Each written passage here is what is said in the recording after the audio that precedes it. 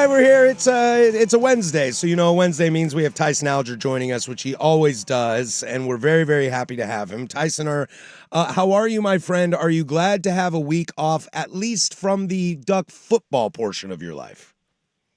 Yeah, man, this is nice smooth sailing here for about a week and a half before things start to ramp back up next week.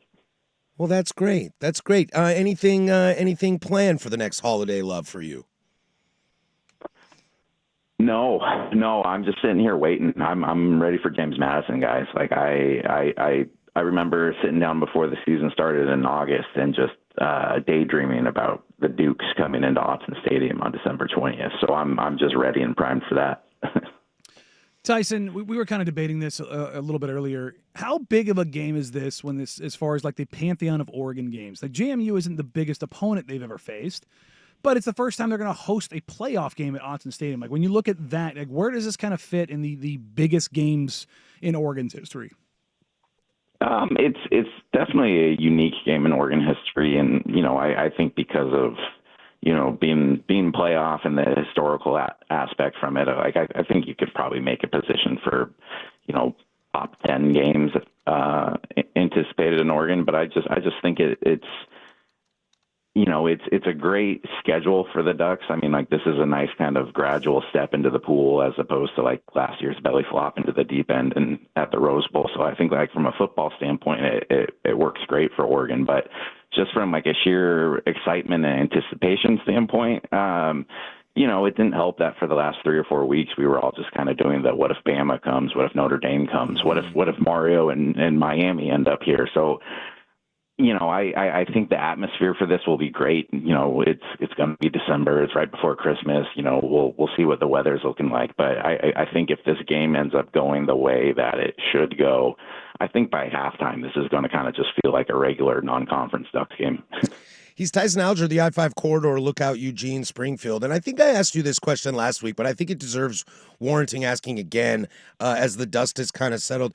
When you look back on this Oregon season, and I know we had you on at the very beginning before a snap was even had, and it kind of up in the air about what this Ducks season could look like. Are we still in that same boat? Are we tempering expectations going into the playoffs? Or are we, it feels to me like we're almost back at ground zero of, we'll see how this goes. Yeah, I think at this point it's fair to say that Oregon's pretty good. Like no matter if you think they've hit their ceiling or not, or played their best ball or been healthy, like you don't go 11-1 and not be baseline good. I still like in terms of the top end though, like I still have no idea like how this could play out like with the playoff.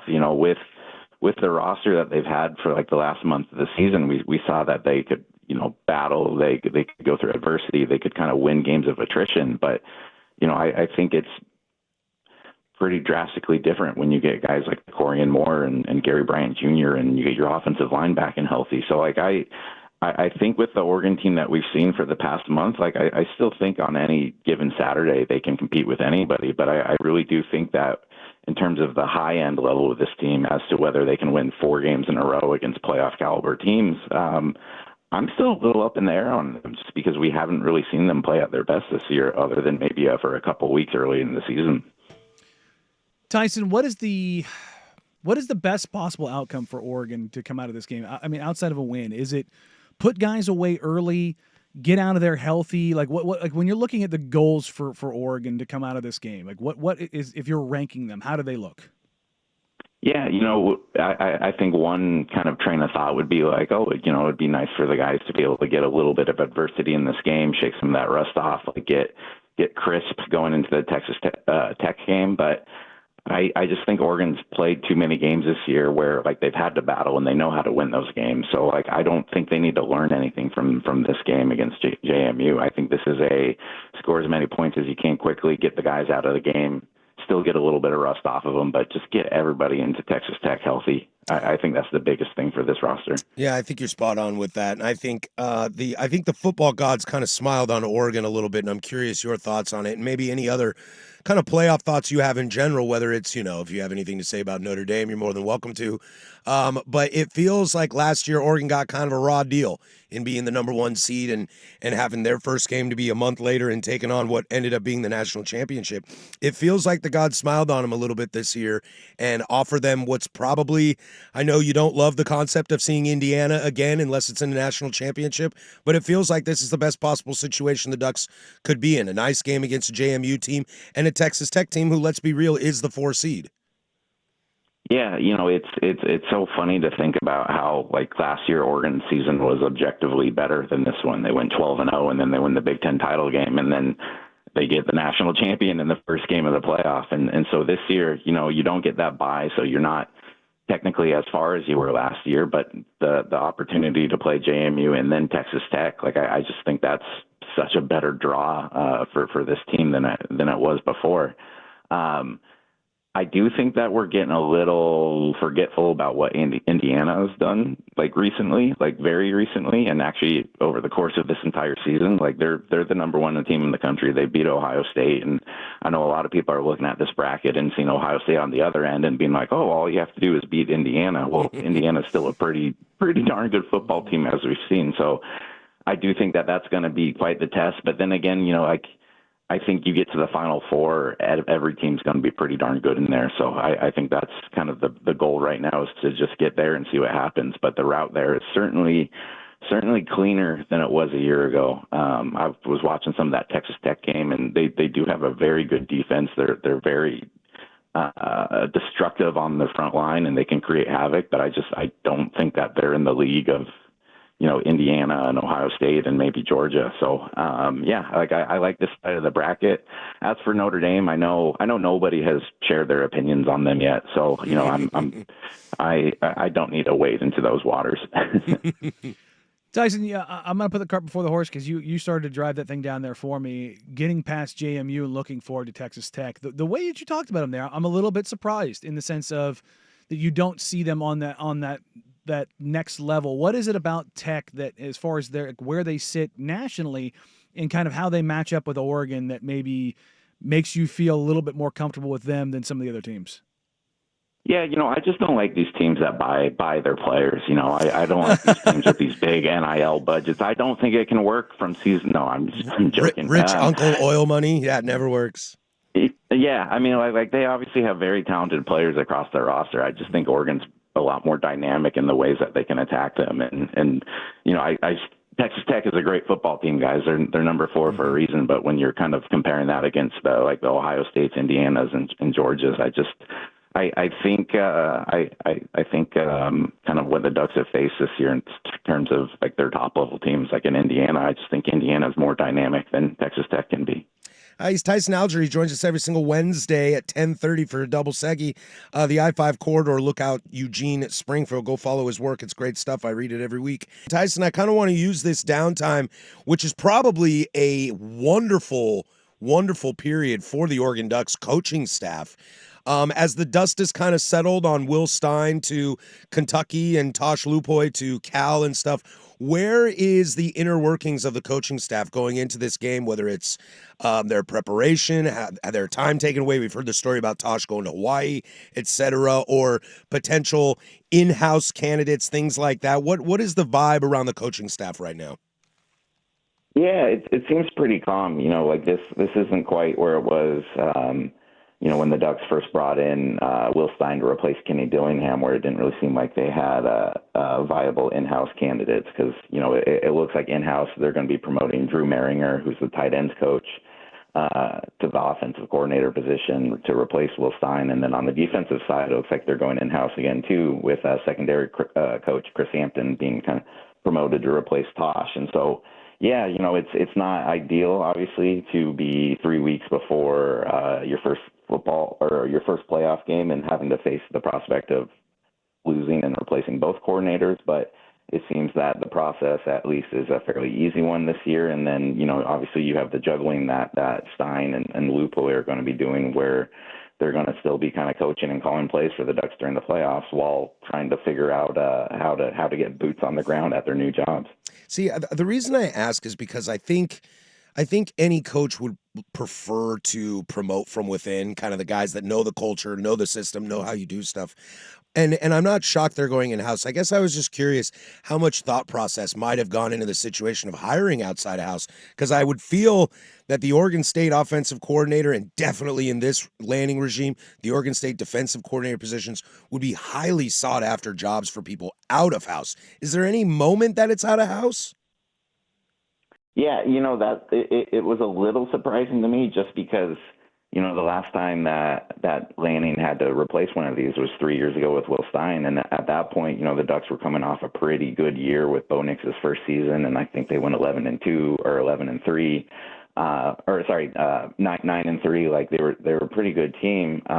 But like Lanning kind of wasn't a name yet. And Oregon, while it was kind of like really kind of getting started in the NIL and kind of transfer portal world, like they weren't quite established as that yet either. So you kind of fast forward 3 years, and the Ducks have been to consecutive playoffs. So like they're well known as one of the best supported programs in the country too financially. And so like I think at this point in Lanning's tenure, he does have the ability to kind of get into the old cliche of whatever living room he wants when it comes to hiring somebody. And then you can see the track record too of these guys go on to get other jobs. But I do think that just 4 years now into his career here at Oregon, he's had a lot of assistants such as Hampton and Maringer who have been along for the process, who know Lanning knows, they know him. And, the other thing too is, one of the big kind of things with this Oregon team, and it may kind of sound cheesy and cliche, but like they really love familiarity and guys that have good, strong relationships with their roster and guys that they know they can kind of trust with them. And so I think with both of these guys, they've proven themselves to Lanning that they are good coaches and can kind of handle this position, but it's also just some kind of familiarity and continuity for the program when you are losing two guys who have been here for 3+ years together. Tyson, when you look at this, the second year of the playoff for the Ducks, what's different about the timing for Lanning? And obviously that they don't have the bye to go into. So what's different in the timing and the preparation? What did they learn from last year that they're looking at applying this year or changing around or tweaking? Yeah, they were able to kind of take a nice week off last week.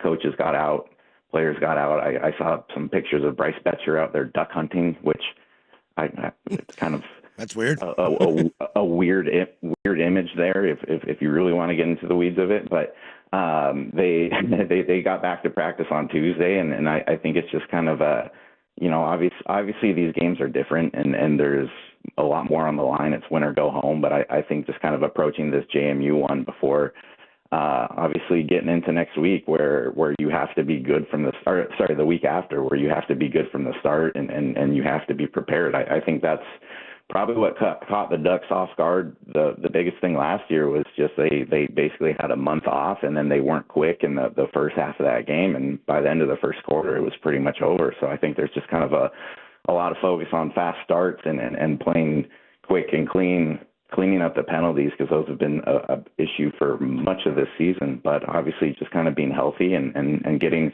into this thing and being able to give your best swing at it. He's Tyson Alger, the I-5 corridor lookout, Eugene Springfield. I'll finish up with one of these questions. I assume there's might not be any there, but I always got to ask, any update on injuries, any transfer portal news, any recruiting backlash, frontlash, whatever you want to call it, any other little tidbits as the season starts to unwind for some of those non-marquee players?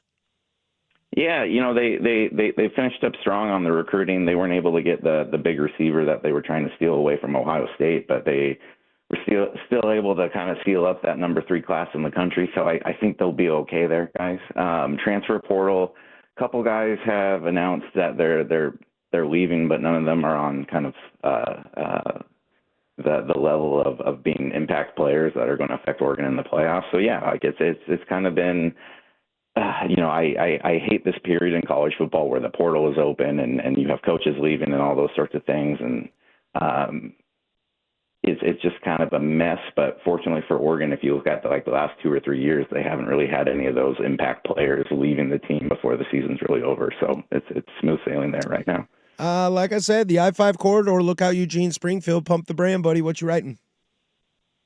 Oh man, let's see here. We have a frequently asked questions about the college football post coming out tomorrow, where I just kind of dig into what actually goes into hosting a home playoff game. You know, there's a lot of hotels and workers and businesses that get a nice little before Christmas boost right before the holiday. So kind of digging into that. I'm doing a few stories about just some of the aughts and traditions, such as shout and like that guy who wears the O chain. Just to introduce JMU fans to Eugene. And yeah, other than that, we're just kind of gearing up for the postseason, baby. All right, my friend. Well, enjoy the weekend, and we will catch up with you next week, and let's really dive into this JMU game. You better bring the heat, my man. I'm going to need to know about that number 2 defense in the nation. I'll do my best. He's Tyson Alger, joins us every Wednesday. Thanks, buddy. Enjoy the weekend. Yeah, absolutely. Thanks, guys. Thanks, Tyson. Tyson Alger, the I-5 corridor, lookout Eugene, Springfield. Find him wherever you like. I have to believe, I loved that question that you asked Danny about the preparation from Lanning, because even though he keeps a lot of stuff close to the vest, I don't know if he I'm in no way, shape, or form saying he screwed up last year and that's why they lost to Ohio State.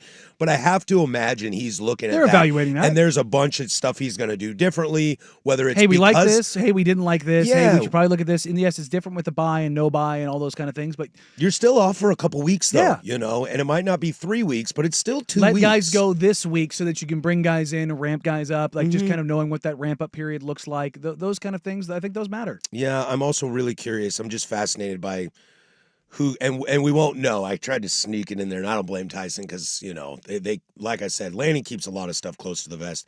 I'm very curious about who might go with Tosh and Will.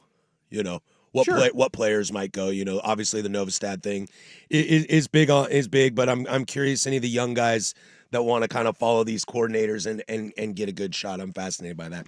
We'll catch up with him again next week. As Oregon gets ready to take on James Madison University in their first ever hosted college football playoff game. Again, that is next Saturday. Wall-to-wall coverage right here on the Fan Sports Network, 105.1 FM. You can catch everything there.